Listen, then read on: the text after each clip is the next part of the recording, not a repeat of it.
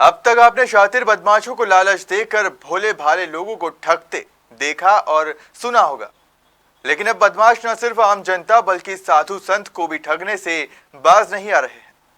ऐसा ही एक हैरान करने वाला मामला महाकाल की नगरी उज्जैन से सामने आया है, जहां अघोरी बाबा बम बम नाथ के साथ 21 लाख रुपए की ठगी की गई। हालांकि बाबा ने आरोपी को पकड़कर न सिर्फ उसकी जमकर पिटाई कर दी बल्कि उसे 11 दिनों तक बंधक भी बनाकर रखा। 1 करोड़ का लालच देकर बाबा अघोरी से ठगी। बाबा बम बम नाथ को लगाया 21 लाख का चूना। भक्त ने दान के नाम पर बाबा अघोरी को लूटा। बाबा के कोप का हुआ शिकार, बंधक बनाकर की धुनाई।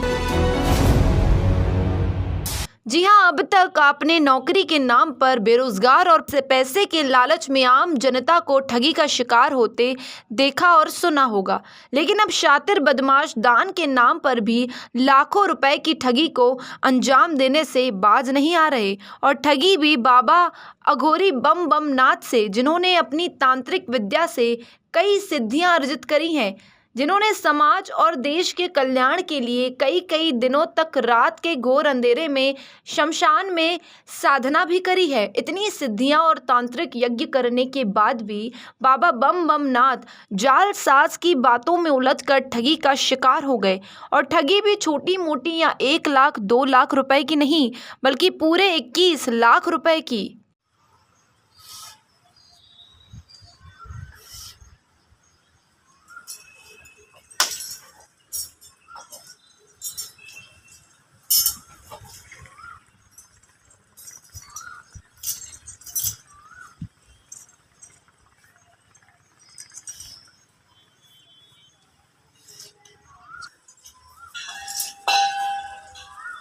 गुरु मीठा होता कि गुड़?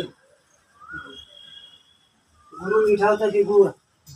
गुरु क्या गुड़? एक बार फिर सोच ले, धोखा तो नहीं करेगा, भागेगा तो नहीं, छटपट तो नहीं करेगा, अपने वचन का पूरा पक्का है तो देख ले बेटा, भगवान का वास्ता है तेरे को, छल कपट धोखा तो नहीं करेगा। चल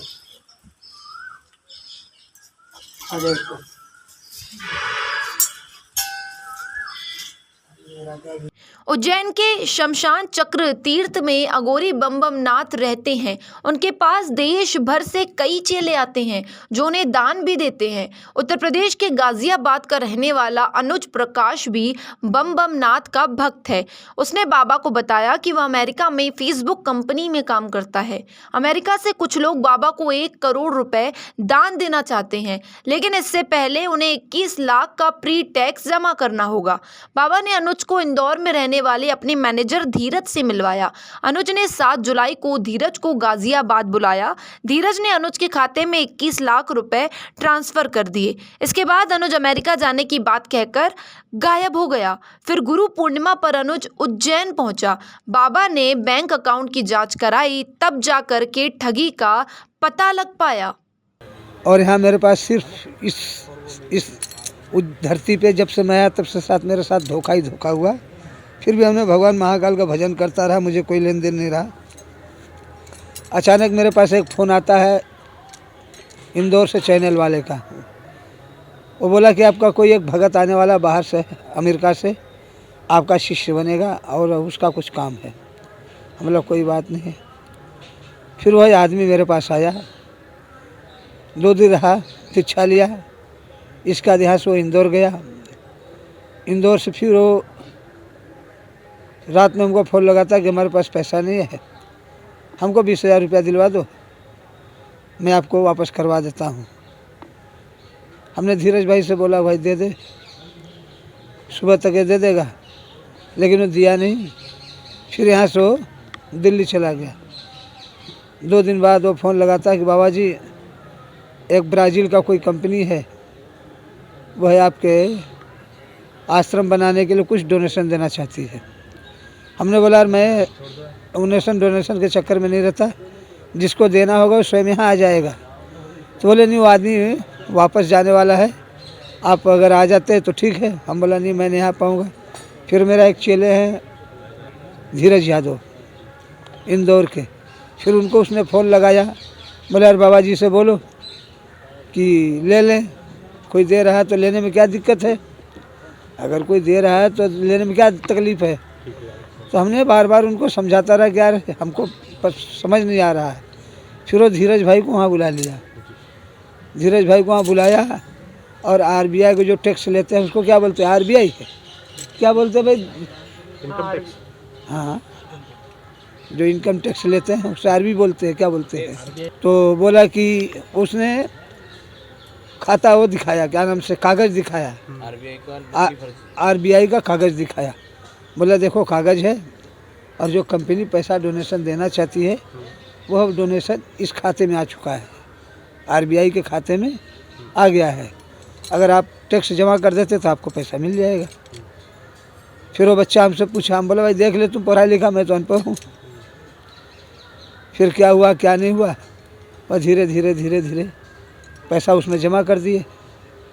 जमा करने के बाद फिर वो यहाँ चले आए। यहाँ आने के बाद फिर वो गुरु पूर्णिमा पे आ गया, बातचीत होती रही। फिर एक मेरा और चेला है, शर्मा जी है, उससे उसने 10,000 रुपया ले लिया और उनको कुछ कार्ड दिखाया तो बोले बाबा ये तो आदमी फर्जी दिखता है।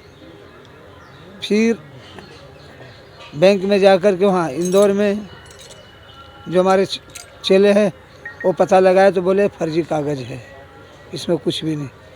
फिर उसको धर करके रखा गया, भाई पैसा दे, आज देंगे कल देंगे, आज देंगे कल देंगे करता रहा। उसके बीवी को वो लोग वीडियो दिखा के, देख तेरा आदमी यहाँ है और हमको इससे पैसा चाहिए। उसने वहाँ शोर मचाया कि मेरे आदमी का अपहरण हो गया। फिर वहाँ से पुलिस आई, यहाँ बातचीत हुई, फिर उस आदमी को थाने में पेश कर दिया गया। थाने में पेश करने के बाद फिर यूपी पुलिस वहाँ से ले गई, पैसा तो आया नहीं और फायर भी नहीं हुआ, जो भी कुछ होना था वो भी नहीं हुआ। क्या कि जहाँ से पैसे का लेन देन है वहाँ से होगा, और आगे जो होगा भगवान जाने। कितना पैसा गया? 21,75,000 बाबा जी को बोला। 22 लाख रुपए है बेटे। वो क्या है कि सामान लगता है, कैंप पे लगता था, इस कैंप के लिए मैं वो पैसा इकट्ठा कर रखा था, क्योंकि हर साल सावन में हमको कांवरियों की सेवा देना पड़ता। 2 साल से वो कैंप लगा नहीं, अगली साल भी नहीं लगा, इस साल भी नहीं लगा, तो पैसा मैं सब उसके पास ही रखा था। लेकिन ये जाने न जाने कौन क्या मती गति फिराया कि जो पैसा था वो भी चला गया। कब से आ रहा था वो व्यक्ति आपके पास में? हमारे पास वो तो शुरू में ही आया, बहुत पहले से नहीं आ रहा था। कितना समय हो गया था उसको हमारी क्या न, यानी 10 दिन के अंदर वो 2 बार आया मेरे पास। अनुज की पत्नी ने पति की गुमशुदगी की रिपोर्ट गाजियाबाद पुलिस और सीएम हेल्पलाइन में की। महिला ने पुलिस को ठगी और उज्जैन जाने की बात नहीं बताई। यूपी पुलिस को अनुज को ढूंढने में तकरीबन 11 दिन लग गए। पुलिस गुरुवार को उज्जैन पहुंची। यहां से वे जीवाजीगंज थाना प्रभारी गगन बादल के साथ बाबा बम बम नाथ के आश्रम पहुंचे। अनुज को मुक्त कराकर गाजियाबाद ले गए। बाबा की ओर से थाने में किसी भी प्रकार की शिकायत नहीं कराई गई है। एक शिकायत उन जो हमारे महाराज जी हैं उनके द्वारा दी गई है और इसमें मुख्य रूप से इनके द्वारा या एक आदमी के द्वारा इनसे संपर्क किया गया और संपर्क करके ये कहा गया कि वो कुछ पैसे देगा और उस पैसे को ब्लैक को वाइट करना है और उसके एवज में जो बेसिकली टैक्स लगेगा उस टैक्स के रूप में उसको एडवांस कुछ रुपए, जिनकी आई थिंक 20 लाख के आसपास का बताया गया, वो हमें एडवांस चाहिए और वो कोई पार्टी ला के देगा और वो पार्टी ऐसा काम करेगी। मतलब ये एक पूरी तरह से कहा जाए कि ठगी का प्रकार है, धोखाधड़ी करने का एक प्रकार है। और उसके बाद इनके द्वारा उस आदमी के साथ में इंदौर और कई जगह वहाँ पे गए और बहुत सारी बातचीत की। बातचीत करने के बाद कुछ पैसा ट्रांसफ़र भी किया गया। तो इस पूरे मामले में जो उनको लगा कि ये आदमी कोई सही नहीं है, तो उस आदमी को भी यहाँ ले आए, उनसे बात की। उसके बाद वहाँ पे जो आदमी चूँकि कहीं यूपी का था और उसके द्वारा जब बताया गया वहाँ भी कोई शिकायत की गई, तो वहाँ की पुलिस भी सक्रिय हुई, चूँकि उसको लगा कि कोई यहाँ कहीं उसकी किडनैपिंग तो नहीं, क्योंकि उसको एक वहाँ शिकायत है कि उसको कोई किसी ने किडनैप कर लिया है। तो जब यहाँ पुलिस के द्वारा संपर्क हुआ और यहाँ जो हमारी लोकल पुलिस थाना जेवाजीगंज पुलिस के द्वारा उन लोगों ने आपस में बात की, तो वो आदमी को उनको पेश किया गया है।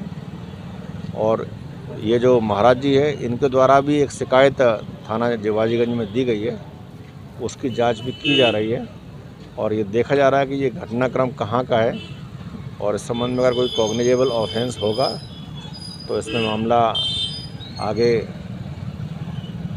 उसमें पंजीबद्ध करके आगे उसमें इन्वेस्टिगेशन किया जाएगा। ऐसा कोई मामला इसमें नहीं है, सिंपल वहाँ की पुलिस, चूँकि यहाँ की जो पुलिस थी, थाने की पुलिस, दोनों पुलिस आपस में संपर्क में थे और उसमें उनके जो हमारे यहाँ लोकल जेवाजीगंज पुलिस है उसके माध्यम से ये पूरा जो बातचीत है, उनको पूरा घटनाक्रम भी बताया गया, तो उसमें भी वहाँ की पुलिस भी संतुष्ट थी। उसमें उनके जो आदमी था उसको पेश भी किया गया। तो अभी ये पूरा मामला जो शिकायत है इस तरह की धोखाधड़ी का, उस मामले को भी लिया गया है और इसमें जांच की जा रही है। इसमें लगभग 20 लाख के आसपास की बात आई है और वो पूरा एक शिकायत आवेदन पत्र इनके द्वारा भी यहाँ लोकल पुलिस को भी दिया गया है, उसकी भी जांच की जाएगी। साथ में जो आदमी जहाँ का है उसने भी वहाँ कोई शिकायत दी है, उसकी जांच भी यूपी पुलिस कर रही है। फिलहाल बाबा अघोरी बम नाथ से 21 लाख रुपए की ठगी को अंजाम देने वाले को उत्तर प्रदेश की पुलिस अपने साथ ले गई है। वहीं बाबा अघोरी बम नाथ का कहना है कि जब से उनका जन्म हुआ है वह धोखे का शिकार होते आए हैं। बाबा महाकाल जिस हाल में रखेंगे मैं उस हाल में रहना पसंद करूंगा। Bureau report, Ujjain.